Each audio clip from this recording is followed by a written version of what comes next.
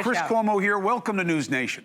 This is where right and left can come to try to be reasonable. Now, I hope we all agree on the first thing, all right? Nothing should matter more than this.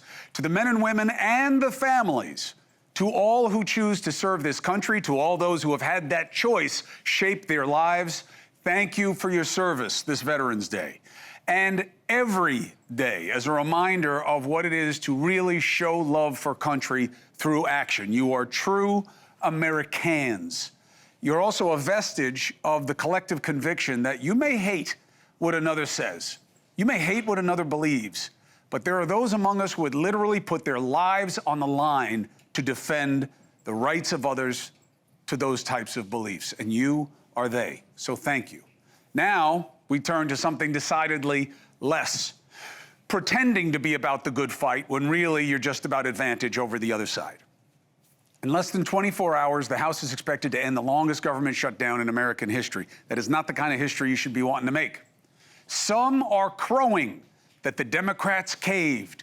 And as the movie said, the calls are coming from inside the House.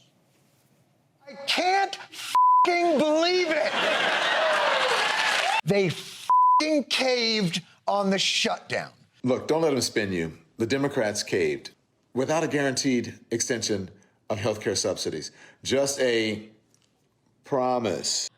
There's no way to defend this. You are right to be angry about it. I'm angry about it. Some of my Democratic colleagues just decided that we're playing by the old set of rules, not the new set of rules, and may have rolled over. If Chuck Schumer called you today or he dropped by your office or you went by his office, what would you say to him? You've lost touch on foreign policy where you supported the war in Iraq and then a blank check to Netanyahu and you refused to endorse Mamdani. And then this is the second time you've had the shutdown fight and you've caved both times.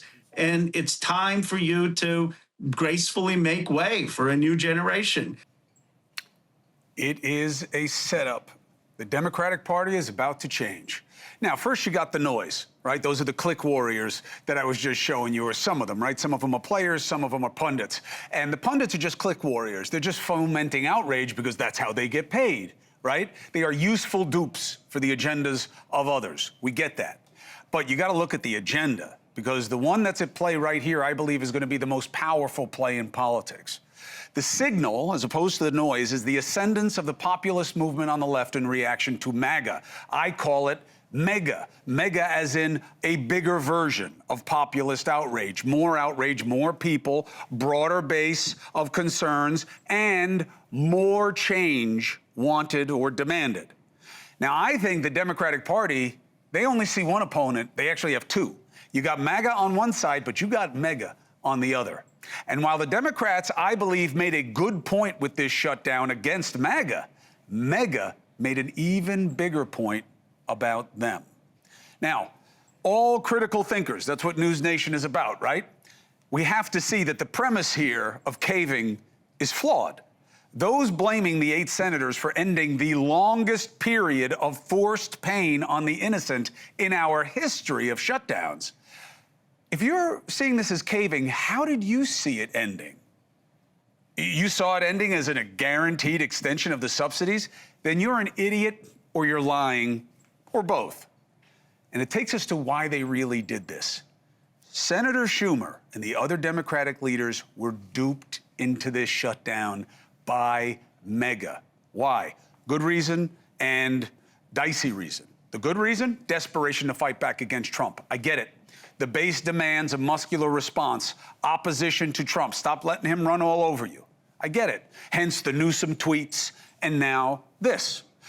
But unlike the online antics, the Democrats have the right fight here. Affordability, specifically the crisis with cost in health care. Again, Democrats can talk about health care as a right, but access to a right is only as good as your ability to afford it. The idea of changing the dialogue to health care costs through the shutdown, that happened. Point made. And if there's a vote on the ACA subsidies and the right is against them, that impact on the poor is going to be heard loud and clear. So the idea of caving suggests that something more than making a point was expected. That's a setup. Who on the cave parade thought there was some other way this ends? No way the Republicans were going to reward Democrats for shutting down the government.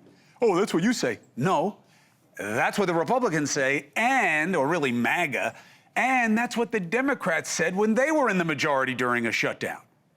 All of those in the cave parade, and among some of them, you're members of Congress. Why were those members of Congress not doing anything to make a deal?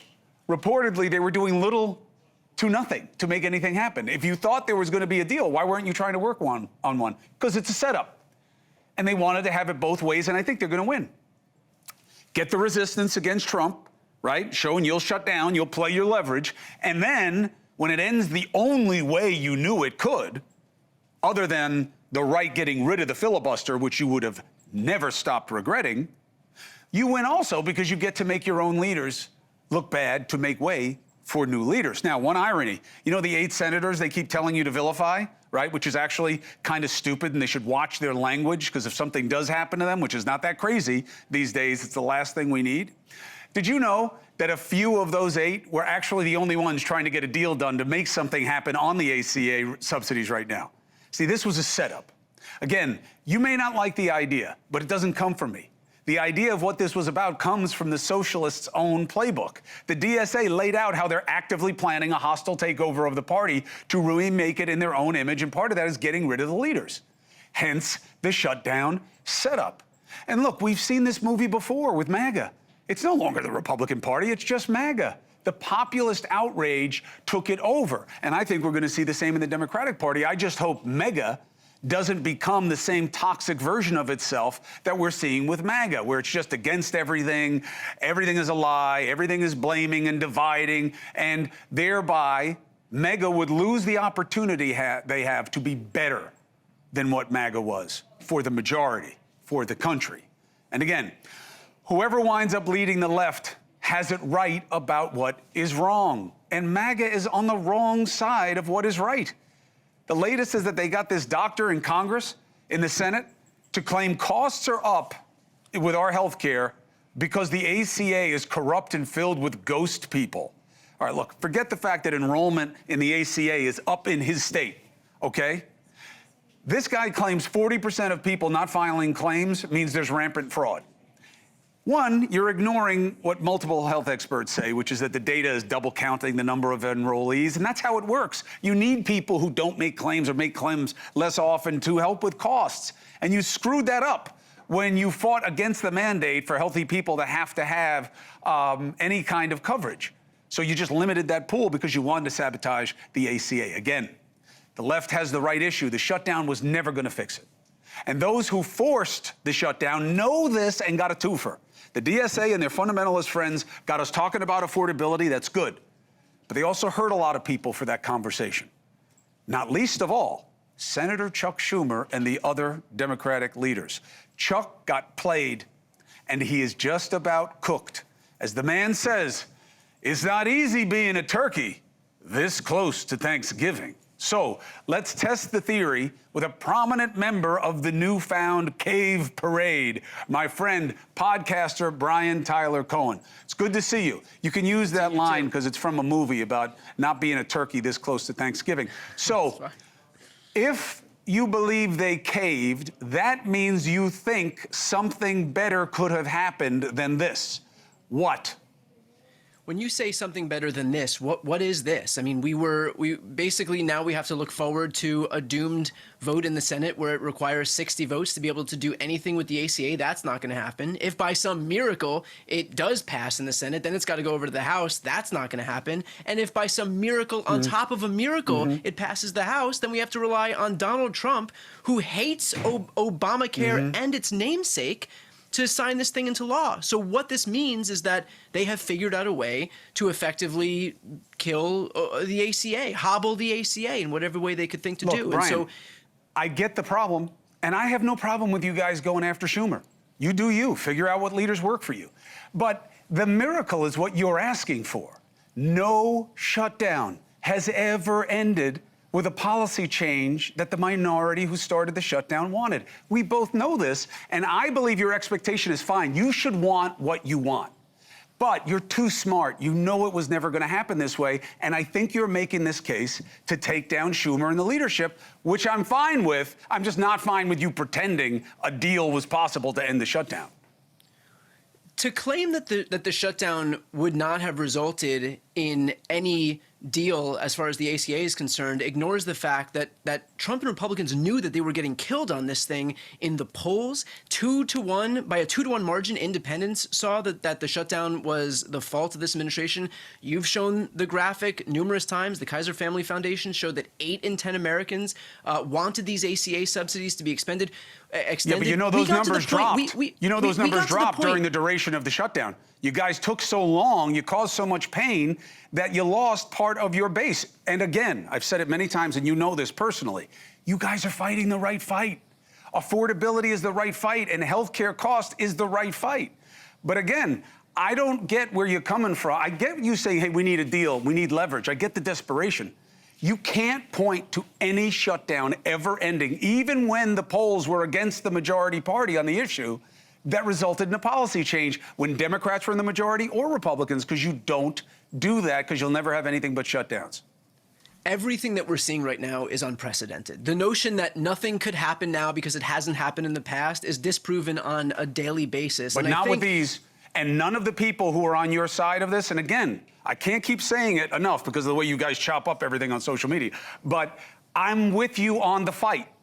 But to hear Senator Murphy and these other guys, Ro Khanna, they weren't working for deals for this. They've just been flogging that this is terrible, which I get. But they weren't even trying to make a deal, Senator Murphy. The only guys who were trying were Fetterman and Kaine. So the only people who are trying to make a deal are the guys you're demonizing for not getting a deal when you were never going to get a deal.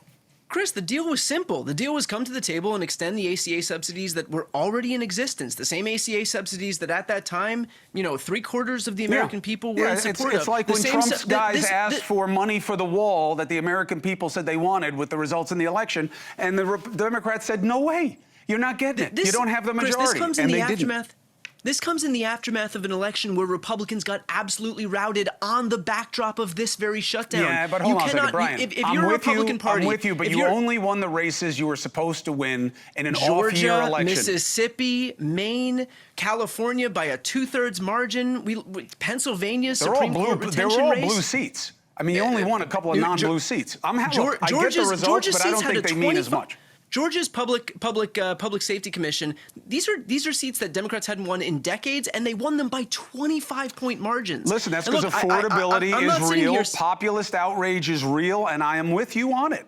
And I'm telling you, I think it's the good fight if you fight it a good way. But let's not talk about some local boundary commissioner like that is in any way portentous. You start winning red governorships, you start winning red congressional seats, and now that's the kind of momentum we're talking about. Abigail Spanberger, very good. She unseated a Republican. Very good. A Republican governor. Mikey Sherrill, very good, but not the Democrats that are in vogue with you guys right now. They do not have a lot of the positions that you want on your DSA side. So let me ask you this question, because you say this is not the right fight, not the right vehicle.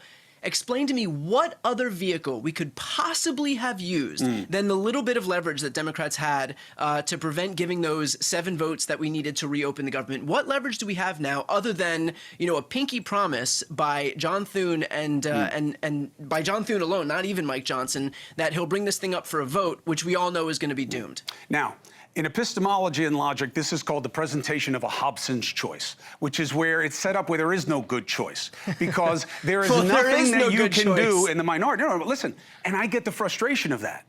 But the idea that what you are really asking, Brian Tyler Cohen, is keep the shutdown going, keep the pain into the holidays going, when there is no chance that the majority, unless you have some unforeseen, literally a miraculous event, it would be the first time it ever happened.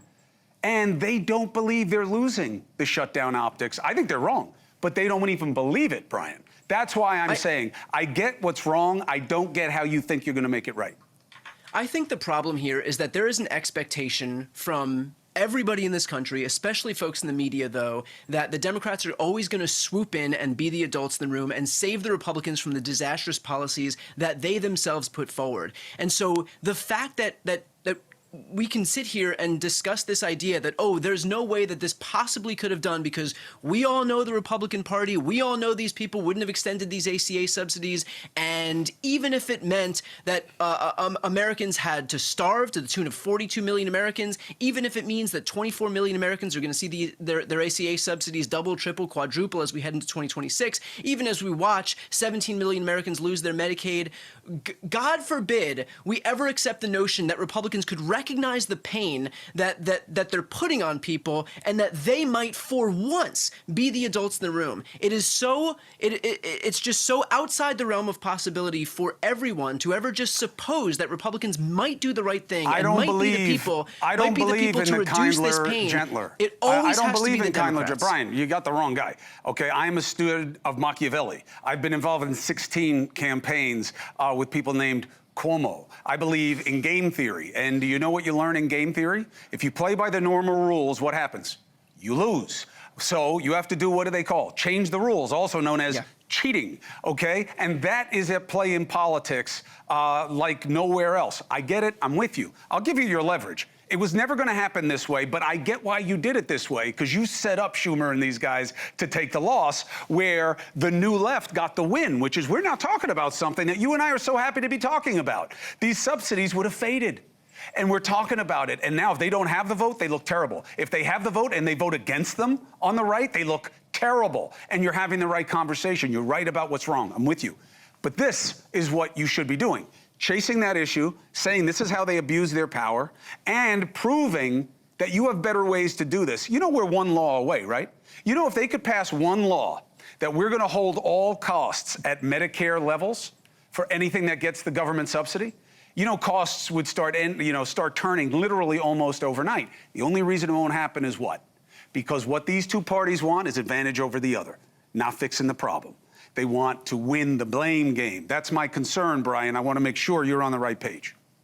I hear you. And look, if there's ever a moment where, we can continue bringing costs down, you got a lot more Democrats who are perfectly willing and able and eager to make sure that the government can negotiate lower drug prices. And independents and Republicans. Everybody wants this to change. That's what you have going for you. I just think that this was a marginal win because you got us talking about the right thing, but the price may come back to haunt you. But we'll keep talking about it. I get your frustration. Again, it's a weird situation. You're right about what's wrong, but how to make it right is where it gets tricky. And I see what's happening in the Democratic Party. I'm not for it or against it. We've seen it before with MAGA. I'm just hoping MAGA learned from that and not to become what it opposes. But we'll see. We'll see. Last word to you. I think if we see a new iteration of a Democratic Party that doesn't take just these symbolic wins where, okay, we thrust these issues into the spotlight, frankly, that's not enough for me anymore. That's not enough for the Democratic base anymore. And it's not enough for the country anymore where we can just put into the zeitgeist the fact that something really terrible is happening and at least we're talking about it. At this point, we need some tangible wins and we need folks that are going to go to the mat to make sure that we get them. I'm with you. It was just never going to happen this way. It doesn't matter who's running the party. Going by shutdown has never yielded the result that you want for a reason. But I'm with you, and we'll see how your party changes. I'm here for it. Brian Tyler Cohen, appreciate you. I'll talk to you before Thanksgiving, but I'm thankful for you. Thanks, Chris. Appreciate you. 4 minutes and 35 seconds. How bad are these health care cost changes going to be? Our next guest says she knows the answer, and it's going to make you sick, but she also has a potential cure. Next.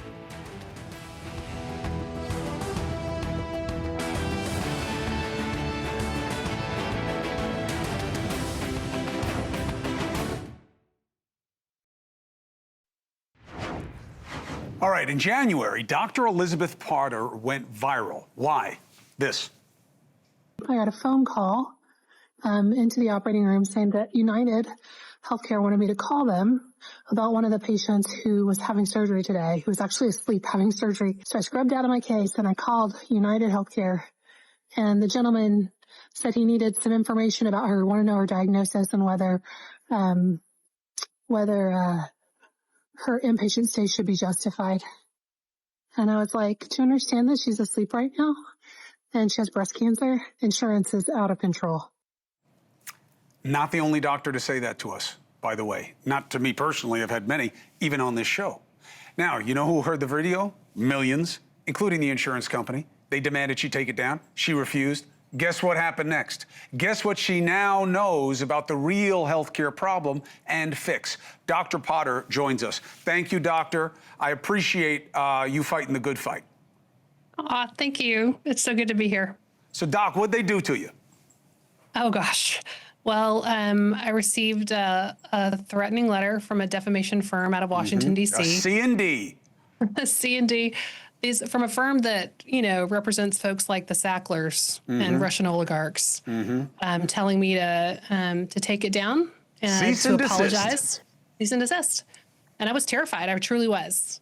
But then I had my wits about me, and it took a few moments, and I realized it was gaslighting. They were trying to intimidate me, and with great counsel from a strong attorney, we made a plan, and that plan was to publish that letter and let America see exactly how an insurance company talks to a female microsurgeon who is taking care of women with breast cancer. So here's the good news, Doc. You're still doing what you love to do and what you believe you need to do. Second, we are talking about an issue we almost never talk about, the cost of health care. Okay? And you can say it was worth the shutdown, wasn't worth the shutdown, doesn't matter to this conversation. What do you know that is wrong with health care when it comes to cost, and what do you know would make it better? Oh, gosh. I love this. So I listen, right? I listen to the insurance companies, and I hear them telling us why care costs so much. And they say it's low value care, and it's fraud and abuse in the system, and it's outdated technology. But when you really read their studies and you take a look, what you find is that we have unaffordable health care because of administrative cost and the high price of drugs. So, yeah, I mean, I think the business of insurance is what's drowning us from an affordability standpoint. It's the administrative cost of delivering the system that we've set up, and we've got to get out from under it. What happens when big pharma? I won't. Part of this, it's not your category, and that's a lucky thing for you, because when big pharma and big insurance and the providers punish politicians when they are the biggest lobbyists in the game, that's going to be a problem, right? We know that. That's why the system has basically stayed the same. The other part is they say, no, you're going to kill the Potters. Potter's not going to get paid anymore. She can't be a doctor anymore. Hospitals are going to close. Rural hospitals are going to close. And every politician's district has tons of employees in these businesses, and they're all going to get fired. That's the change you want? Oh gosh, this is a challenging point, right? Gosh, yeah. I mean, I think that fear around what's going to happen in healthcare is driving a lot right now. And the fact that as an independent healthcare provider, I am out in the wind, right? I'm an example of what it's like to be a doctor in the United States that's not propped up by a corporate system. And the truth is that I can't stay here much longer. That is the truth. The truth is that it's gotten so bad that it's very difficult to stay in practice and to continue to take care of patients and afford an independent practice.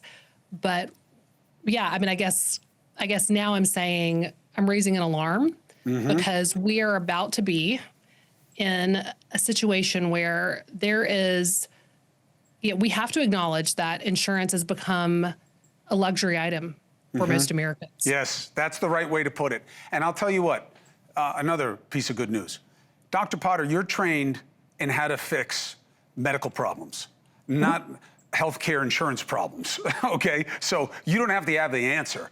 Your responsibility is to let us know how you see the problem, and you have done that, and I appreciate you for it, and I will continue to give you an opportunity here as we go through each phase of this to tell people what this means to people who are actually doing the job. So thank you, Dr. Potter. Appreciate you. Thank you so much for having me. We'll talk again. Have a good Thanksgiving if I don't talk to you. 4.5 minutes. When we come back, Protesters at UC-Berkeley collided with Charlie Kirk's Turning Point USA. It got violent. The DOJ says Antifa may be behind it. Are they? Next.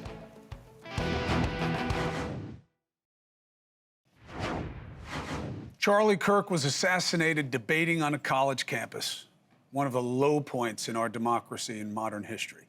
Modern history. We've had some pretty big low points.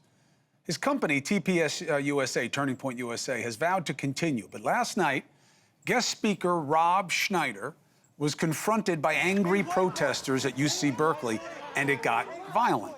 You're seeing it now. Now, look, this is the police trying to control the situation, right? There had been a situation that they needed to control. What is it about? Why did it happen? COO of Turning Point Action is Tyler Bowyer. And I want to talk to Tyler about why this happened and what it means about where we're going. It's good to see you, young man. Chris, good to be here. Thanks for having me. How do I say your last name? Bowyer? Bowyer, that's right. Bowyer, that's it. You know, you'd think with a funny name like Cuomo, I'd get everybody's name right, but it just gives me permission to get it wrong. So, Tyler, why did this happen? The main narrative is they came here, they didn't like what you guys were doing, and they got angry when the cops tried to get him, told him to be in a specific distance. The pushback is no, Schneider and other people were abusive and shouting them down, and that fomented tension. Yeah, I mean, look, 9 years ago, almost 9 years ago, we saw them lighting fires outside Berkeley on one of the first times that Charlie Kirk had ever spoke at Berkeley. And if you remember, a kid ended up getting punched in the face, and the president went on to talk a lot about that and started the conversation about defunding college campuses that can't enjoy the free speech idea. And so not a lot has changed, as you can see at Berkeley over the course of the last decade, where there is not a lot of love for conservatives coming into a place that used to be really heralded as one of the bastions of free speech and free thought. I think one of the interesting things in the aftermath of Charlie's assassination was when people on the right said, boy, did you get it wrong. This was the nice guy in the room. And people can feel however they want about his politics, his positions. That's what we all sign up for in the public space. But he was very slow to give what he was getting in terms of tone. All right, I know that as a matter of fact in my own experience. I'm the same way. Rob Schneider is not that. Other guys you've had up there and women are much more known as being fire breathers, and if you come at them, they'll come at you. Is that something you have to think about? Because it's not how Charlie was, and it doesn't lead anywhere good. Well, look, I mean, at this event yesterday, it looked like there had been weeks of planning where there were groups, very organized and active groups, coming to Berkeley and preparing for, a really violent rhetoric and an animus dialogue out on the streets with regular people. This wasn't an attack on any given person at Turning Point. This was an attack on free speech and individuals that were showing up, just regular citizens that were participating. And that's one of the things that's so so terrible is you had reporters afterwards called this a mostly peaceful setting outside. That was not mostly peaceful. Right. You had individuals that were outside that were throwing glass bottles and shouting people down with bullhorns in their face. Right. I mean, this is a problem that's only coming from the left when conservatives show up places. And look, Rob Schneider might be slightly more spicy than Charlie Kirk was, but he's a known entity, a known quantity that people have been watching in movies and on television for the last 30 years. Yeah, it's just his politics and his delivery there is very different than his caricatures. Look, I don't have any problem with it. I don't agree that our political violence and the division is exclusive domain of the left. I have plenty of people on the right who do horrible things to me and my family on a regular basis. So we all know how bad it can get and how much we need change across the board. Last thing, though, does it make you think about whether or not do you have to change what Turning Point does? How do you adapt to the times, or do you refuse to consider the reception of the message? Yeah, I mean, Turning Point's not going to go away. I mean, this is Charlie started and died in the space that he knew was this violent, like I mentioned 9 years ago at Berkeley, it's a scary place. I mean, these are scary people who don't want to have an open dialogue and don't want to have conversation. They don't want opposing opinions to be there. The question is what is society going to do about it so that someone else doesn't die on a college campus where you're supposed to be protected? God forbid. I think the only answer is more, right?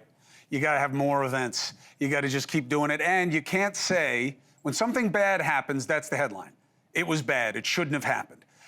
To apportion it is part of the mistake of the media narrative. And I've seen both sides do that, play to advantage. But you call out what's wrong, you say what's right, and you just do more of it. That's what we need. We need more reps of people trying to make it better. And I'm here for it, Tyler, and you're always welcome to have a platform here to discuss what's going on with the organization. We may disagree, but we'll always do it with decency.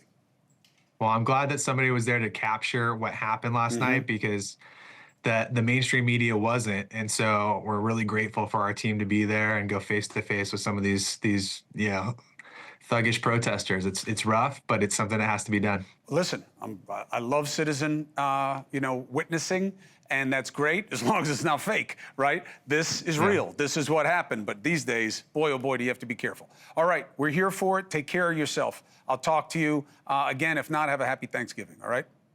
Thanks, Chris. We'll see you soon. All right, 4 minutes, 15 seconds. Today is Veterans Day, okay? Let's do something a little different. Instead of just a pat on the back, hey, thanks, I'll see you next year. Let's confront the truth of whether or not we treat veterans like we pretend to on this day. If you want to thank them for their service, thank them by watching our next segment.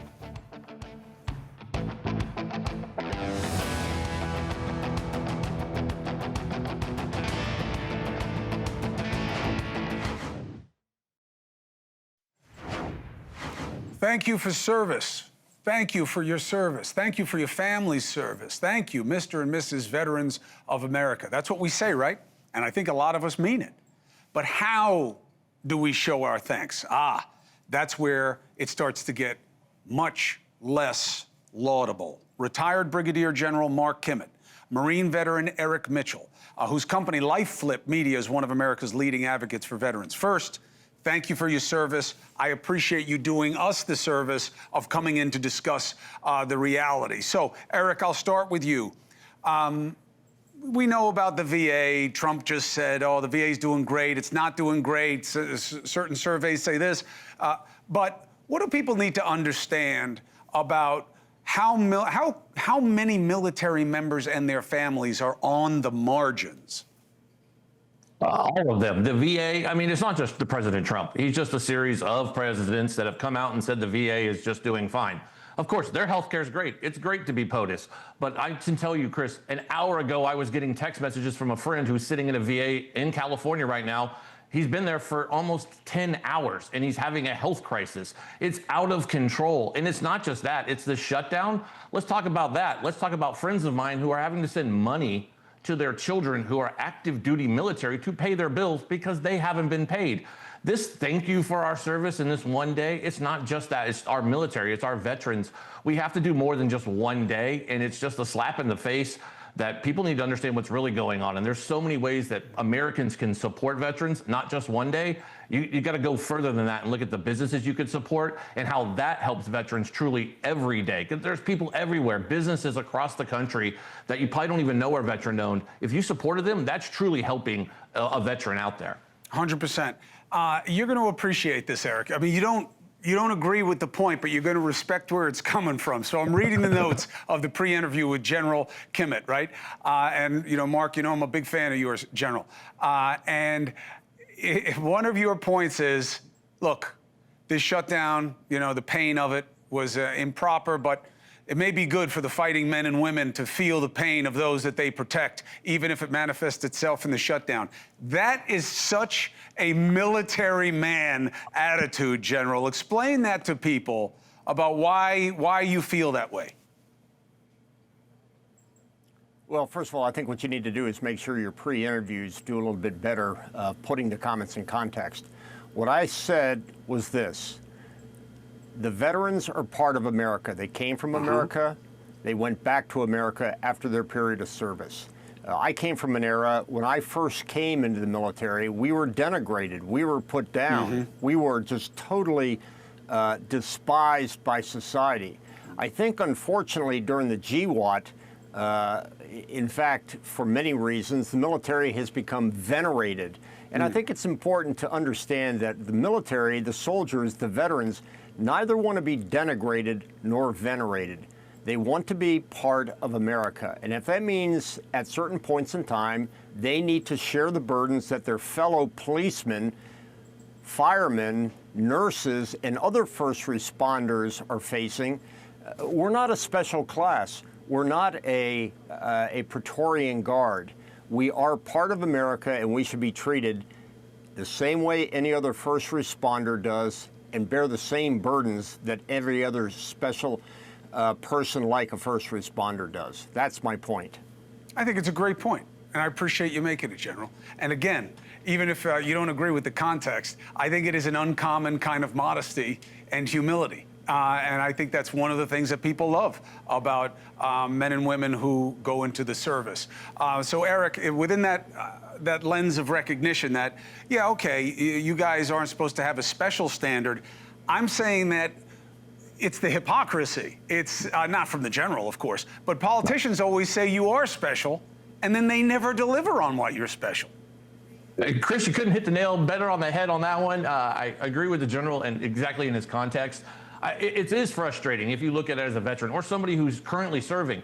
How is it that Congress and Senate, they're still getting paid, and if we needed to go to war at a moment's notice, we could send our troops off who aren't getting paid? It kind of drives you nuts. But here's an interesting point as the shutdown is coming to an end. What did they conveniently sneak into the bill? Mitch McConnell did it. He snuck in taking away hemp for states that it's already illegal, which is a big pain point for veterans who use cannabis, because what will this afford system to do? Not be able to have access to it and go back to big pharma and using drugs that, by the way, raise, and it's proven, there's lots of data out there that proves that going back on these pharmaceuticals raise the rate of suicide in veterans. And I was just speaking to one of the biggest advocates for this, Janae Sergio, who works for the Grunt Style Foundation, who's spoken on Capitol Hill on this and talking about how big this was just snuck in. And it's once again, this isn't the first bill, Chris, I'm sure you've reported on this, that veteran measures are always snuck in. And this is where veterans just get sick and tired of this stuff being used. It's like political pawns with the folks up in D.C. General, for people who are considering going into the service, why do you think it's a great move for a young man or woman?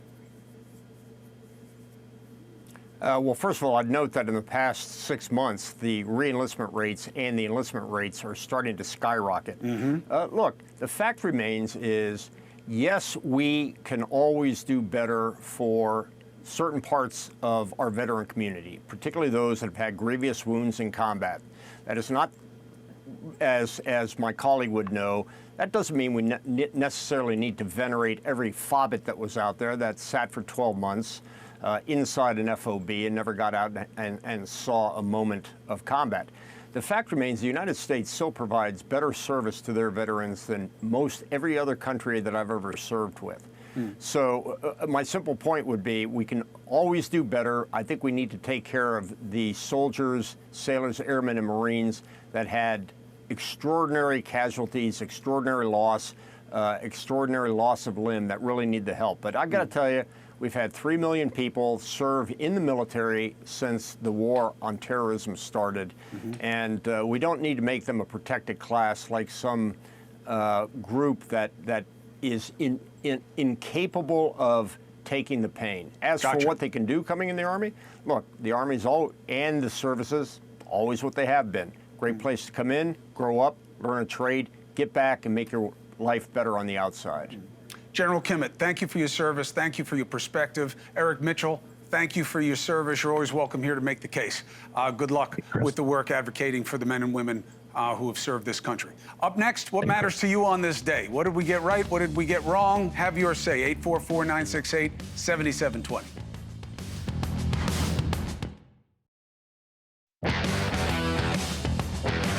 All right, Dusty, what do you got? I'm ready. Looking at a funny picture you sent me. I'm Barbara from New Jersey. All right, Barbara, what's your question? She's in fighting mode. Hello, Chris. Chris, first of all, I love you because you and Andrew are Mario's boys, and I'm from Western. I'm 70 years old. The only thing I have to say to you out of love is that young man who was representing Turning Point USA, he said there was leftist people, okay? The middle don't care about the left or the right. Everyone is doing this now, and we're tired of hate speech. Agreed. It's just like during the 50s when people said nasty things about black people and anti-Semitic things. I agree. So you should have corrected him. We're tired of this division. I agree. I tried to communicate that point. I did not say it as well as you did, and it bears repeating. I will make that point, I promise you, and you're right. Left and right, we need to get back to reasonable. You are right. Next. Okay, Jamie. Jamie from Illinois, quickly. Jamie, question. Hey, Chris, longtime fan, very excited to get to talk to you. Here's my take.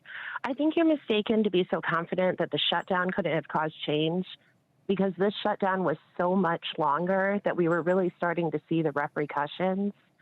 And I just think that as we continued to see federal workers lose a second paycheck, the federal courts started shutting down today, SNAP, everything we saw, that this could really put a lot of pressure on our lawmakers to finally come together and do something with the health care. You are correct. It was possible. One, here's what's working against possible. One, your side wasn't working for any kind of deal. They were just playing the pressure. Okay, and so was the right. They weren't going to do anything. Two, the percentage of Americans in every category who want the subsidies started to drop because of the pain of the situation. And the biggest deal is that's never happened before. Might it have? Yeah, but your side wasn't even working towards that. They were just working towards this because it was a setup to make Schumer look bad, but also be loud and proud, which I think was good because you're fighting a good fight with healthcare costs, and you want Schumer out. We'll see what happens next. All right? It's 9:08. Oh, Leland, I'm sorry. I didn't even know what time it was. It's amazing. There's no clocks in the studio up there, I guess. There's literally one right in front of my big, ugly nose. Okay. Next time you do one of these, I think you should have a whiteboard. I couldn't follow anything. I will. I'll get some crayons and construction paper, too. Help you out. Excellent, yeah. Get a couple scissors. We'll have arts and crafts time. All right, good to see you, Chris. Later, Friends, my friend.